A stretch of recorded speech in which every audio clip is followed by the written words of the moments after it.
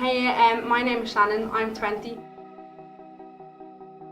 My first exposure to church was my ma brought me to our baptism, and then at the same time I was getting really bad sleep paralysis, so in the middle of the night, like, my brain would wake up but my body wouldn't, so I couldn't move and I couldn't shout for help. And I went to the doctor and I was googling like what could I do to change it up, and there was nothing really. Like, my mum had suggested that I go and speak to a guy in church. She was a Christian already, so she knew like all the gifts God could bring me and that he could bring healing and forgiveness and love, and I just obviously hadn't a clue at the time, so I was like, ma, like, no one in church is going to be able to heal me, like, you're just a bit mad. But then it just got to a stage where I was just so through with it, and I was so through with the anxiety of going to sleep and just so done with like being scared.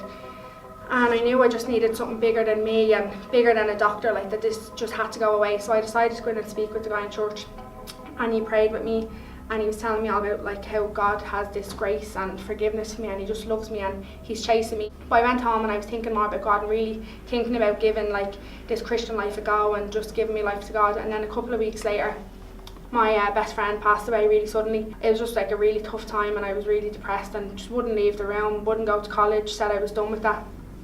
And my sleep paralysis had stopped after I spoke to the guy the first time, and when I got into this like depression, it came back, and I was sitting alone one night just crying my eyes out because I just couldn't believe my friend was gone. Like, I was like, why is this happening to me? Like, if God wanted me to be a Christian, he wouldn't be putting me through this, and Christians have great little happy lives, like nothing bad happens. And I heard a voice in my head just say like, go back and speak to the guy you were talking to again. So I went back anyway, and I gave my life to God that day, like really just started my relationship with Jesus and really believed in God for the first time through like the prayers that the man was doing with me. And I just like instantly felt happier and just felt an actual physical weight be lifted off me, like. And I started talking to people like in different ministries from the church, or from like the youth ministry, which I got involved in, and I love it, like going down and helping out with the teens and just being able to guide them. But I went along to chapel with the guys and I just really loved it. Like, there was just such a sense of community, like you never feel unwelcome and you just always feel like you're meant to be there. Like, I remember looking at people speaking in chapel and I'd be like, oh, that can't be me, like I would never do that.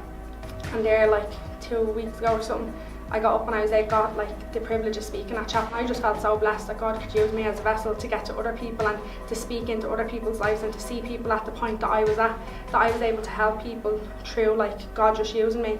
And it was really just amazing, and I've just been so blessed and my life was just falling into place. And just before I turned 20, like I got baptised, and it was really just such a special moment for me. Chapel now just has me buzzing for like chapel conference. I'm just so expectant.